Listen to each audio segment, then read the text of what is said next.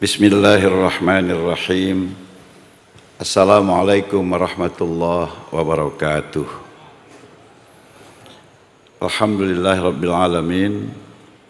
Wassalatu wassalamu ala asrafil mursalin wa ala alihi wa ashabihi Rasulillahi ajma'in.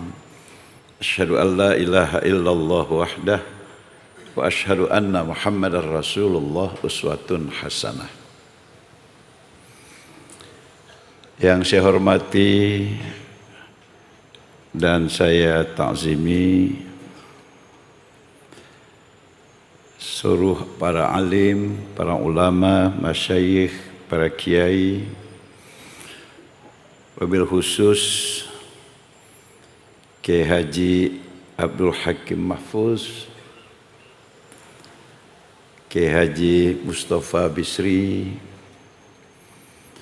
kemudian Ning Yani Wahid, Ning Inayah, yang terhormat Gubernur Jawa Timur, Ibu Dr. Hajah Khofifah Indar Parawansa,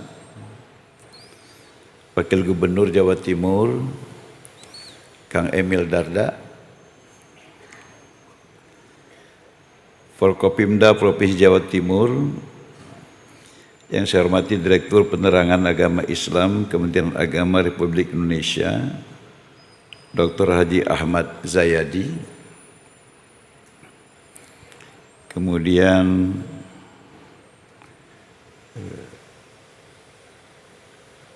para alim ulama, para tokoh, para alumni, para santri, Bapak Ibu hadirin, mohon maaf, takut salah, nggak bisa saya sebutkan satu persatu. Kita bersyukur hari ini menghadiri haul ke-16 Kiai Haji Abdurrahman Wahid. Selawat dan salam pada Nabi Muhammad Sallallahu Alaihi Wasallam. Hadirin yang berbahagia, saya ini lahir dan besar di Kota Medan, Provinsi Sumatera Utara. Baru 11 tahun terakhir saya berkiprah di Jakarta. 10 tahun DPR RI dan baru 1 tahun menjadi Wakil Menteri Agama Republik Indonesia. Tapi saya guru sejarah. Karena itu meskipun saya di Medan, saya akrab dengan Nahdlatul Ulama. Saya selalu menyebut nama pahlawan kita Kiai Haji Wahid Hasyim. Dan tentu saja saya kenal beliau adalah putra dari Hadratus Syekh Hasyim, Kiai Haji Hasyim Asy'ari. Kemudian saya juga akhirnya mengenal Gus Dur. Gus Dur yang saya kenal pada waktu itu adalah sebagai tokoh apa ya? Tapi yang jelas banyak dibincangkan oleh teman-teman tentang ketokohan Gus Dur. Jadi kalau bicara persoalan apa saja, orang langsung bilang, pasti kalau kita sebut sama Gus Dur, beda ini jawabannya. Seperti itu.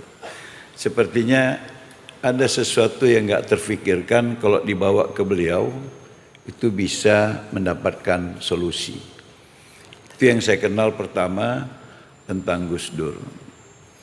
Kemudian yang saya kenal berikutnya adalah Gus Dur sebagai Ketua Tamfiziyah Nahdlatul Ulama. Dan kemudian saya kenal Gus Dur sebagai Presiden Republik Indonesia. Tadi Ning Yani Wahid berkali-kali bertanya kepada kita, apa sih yang istimewa tentang Gus Dur itu? Saya membaca dia adalah tokoh pluralis, tokoh toleransi, tokoh moderasi yang mencabut larangan Hari Raya Imlek, yang merestui Konfusianisme menjadi agama di Indonesia dan kemudian memberi peluang Pak Prabowo Subianto untuk kembali pulang ke Indonesia dan lain sebagainya. Setelah saya pelajari Neng Yeni Wahid, ternyata itu berawal pertama dari penghambaan beliau kepada Allah Subhanahu wa taala. Bahwa beliau merasa dia hanya bahagian dari hamba Allah yang memiliki kedudukan yang sama dengan manusia yang lain. Dia benar-benar mengamalkan, bukan memahami. Ayat yang mengatakan, ayuhan nas inna khalaqnakum min dzakari wa untha waja'alnakum syu'uban wa qabaila lita'arafu inna akramakum indallahi atqakum. Jadi dia menghargai setiap orang itu sebagai manusia. Ketika dia sebagai hamba Allah merasakan yang lain itu sama dengan beliau sebagai manusia yang patut dihargai, maka muncullah apa yang kita kenal dengan sifat toleran. Kenapa? Bagi dia apa bedanya mayoritas dengan minoritas? Saya Islam, dia Kristen, dia Katolik, dia Hindu, dia Buddha, sama-sama hamba Allah. Jadi titik penghargaannya kepada orang lain sebagai manusia yang sama dengan beliau, akhirnya secara holistik melahirkan sikap-sikap yang sampai hari ini menjadi toladan bagi kita, apakah para ulama, apakah para tokoh, apakah para tokoh pergerakan, semuanya bisa mendapatkan energi positif dari sikap yang dicontohkan oleh Gus Dur. Karena itu Mbak Yeni, beliau menjadi tetap besar, bahkan semakin besar ketika terjadi ketegangan karena ada perbedaan dan kemudian orang menjadikan sikap Gus Dur sebagai sebuah solusi. Pada saat itu Gus Dur semakin besar. Tapi ternyata perbedaan itu nggak pernah berhenti, Mbak Yeni. Pertentangan itu pun nggak pernah sepi.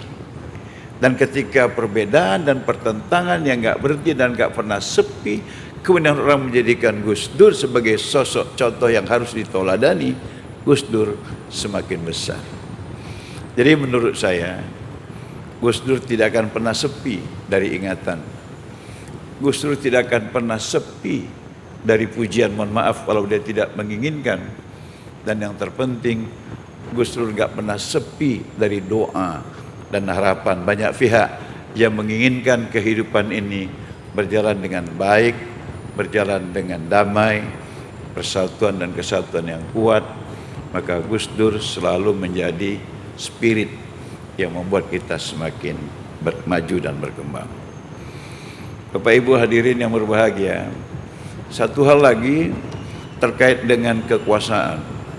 Dengan sikap yang sama, kata Pak Prabowo kepada saya, Gus Dur itu adalah tokoh yang kemudian tidak mau kehilangan kemanusiaannya karena kekuasaan.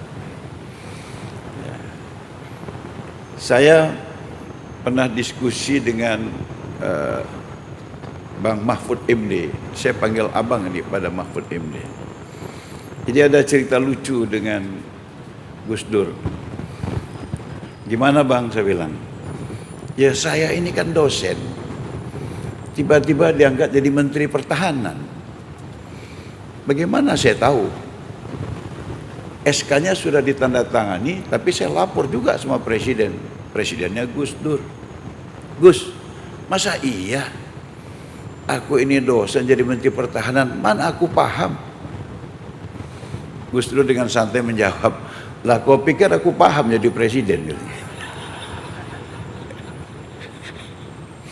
Ya wis lah, yang penting tanggung jawab, laksanaki, urus manungso sing apik, berkemajuan, berkeadilan, bertoleransi, dah terus jadi Menteri Pertahanan. Itu kata Gus Dur kepada saya.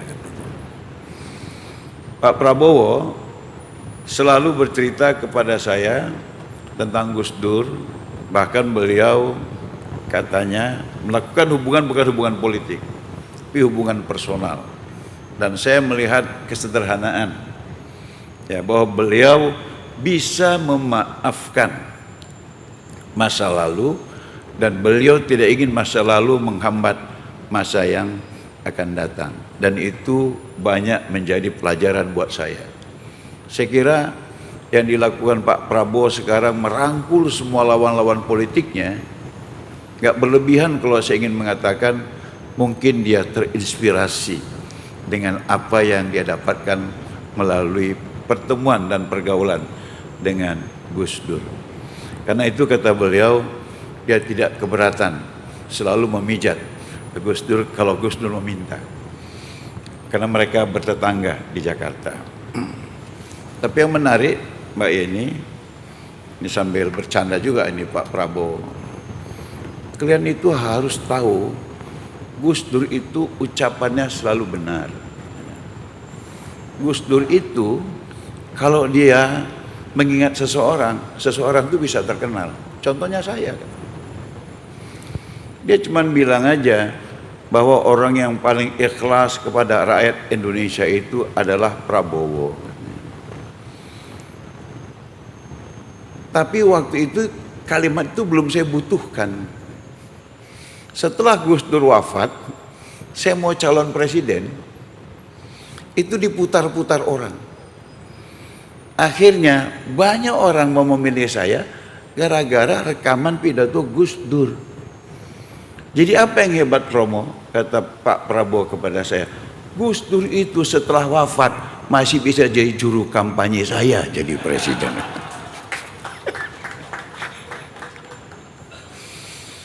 Jadi gimana Gus Dur itu bisa dilupakan, Mbak Yeni, Mbak Inaya? Dia pasti tetap semakin besar.